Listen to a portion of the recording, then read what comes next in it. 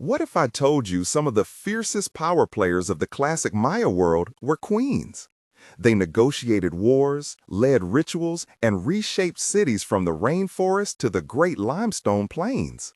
Their names still echo from carved stones: Yol Ignal, Sa Cook, Lady Six Sky, and Cabell. And their decisions changed the balance between rival superpowers like Tikal and Kalakmul. Let's start with the big picture. Maya queens were not just royal spouses. They could rule outright, serve as regents, command warriors, and anchor dynastic ritual. We know this because the Maya wrote history on stone: names, dates, victories, and sacred visions. Those stories survive in stelae, lentils, and altars scattered across the Maya lowlands. Meet Lady Six Sky, Wak Chanil Ajav, who arrived at Naranjo around the late 7th century to revive a wounded kingdom. She performed mighty rituals and led victories that reignited her city's pride. Her monuments show warrior imagery rarely claimed by women, making a bold political statement. And as regent, she raised a son who became a legendary king, proof that her plan worked. When you picture Lady Six Sky, picture strategy as much as ceremony. A princess sent to rebuild alliances, defeat local rivals, and restore Naranjo's prestige after years of chaos. Now meet Lady Cabell of El Peru, Waka, who carried the rare title Kalumte, often translated as Supreme Warrior. She ruled alongside her husband, yet her rank outranked his. She was the Snake Dynasty's enforcer on a critical frontier, and stelae show her as a battle-hardened leader. Power also flowed through blood and vision. Lady Shook of Yaxchilan performed a dramatic bloodletting rite, summoning the vision serpent whose mouth opens to ancestors and gods.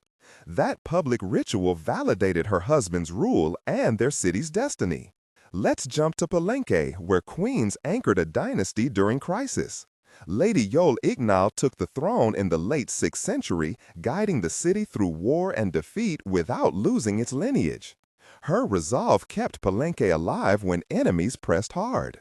After her came Lady Sak Cook, who served as regent for her son Pakal. Yes, the Pakal who would transform Palenque into a jewel of art and architecture.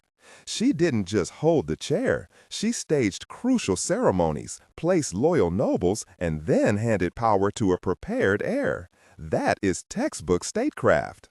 Here's a pattern. Marriages and births were international politics. Queens often forged links between rival courts, Palenque, Yaxchilan, Waka, turning family ties into military aid, trade routes, and ritual partnerships. A royal wedding could shift a border more surely than a spear. Titles mattered. When a queen bore Ajav or Kalumte, the stone was saying, "This person commands, judges, and fights." It signaled to neighbors, "Treat me as a sovereign." In a world obsessed with rank, that one word could stop a war or start one. Daily power wasn't only battles and altars. Queens handled tribute schedules, supervised weaving workshops, and sponsored market days where salt, obsidian, honey, and cacao moved like lifeblood. Economic trust is political glue, and they spread it carefully. And the record keepers? Maya scribes loved detail. They wrote when queens seated on the throne, when they captured enemies, and when they spoke to gods. That precision lets us map royal careers in astonishing clarity. But not all stones survived conquest and jungle. Many stories went missing. Even so, the queens we can still read are enough to break the old myth that ancient power was only male. The classic Maya world was more flexible and more pragmatic than we assumed. Quick trivia: Maya queens appear in costume sets that communicate roles: warrior belts, honed paper headdresses, and jade mosaics that flash like green fire. Clothing was policy. It told crowds who commanded the day. And consider the stagecraft. Plazas designed for sound carry, elevated stairways for maximum visibility, and ritual calendars timed to sun and shadow. A queen's appearance wasn't casual. It was theater engineered to move hearts and minds. Lady Six Sky's legacy shows how a single leader can reboot a dynasty with courage and clear messaging. Cabell proves that military authority could sit proudly on a woman's shoulders. Palenque's queens demonstrate how regency can be active, not passive. Together, they redraw the map of Maya power. What does that mean for us?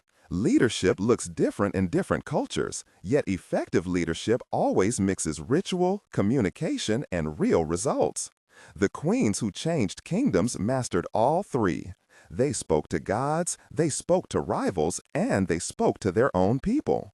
There are still open questions. How far did queens command armies in person? How often did they choose successors? New finds, fragments of panels, painted rooms, and royal tomes keep rewriting the story, one glyph at a time. So next time you see a Maya stela, look again. If you spot jade ear flares, a serpent bar, and the unmistakable curve of authority, you might be looking at a queen who steered a nation. Her decisions still ripple across time. If you enjoyed this journey into royal power, tap like, subscribe for more stories carved in stone, and share this with a friend who loves ancient history. Thanks for watching, and see you in the next video.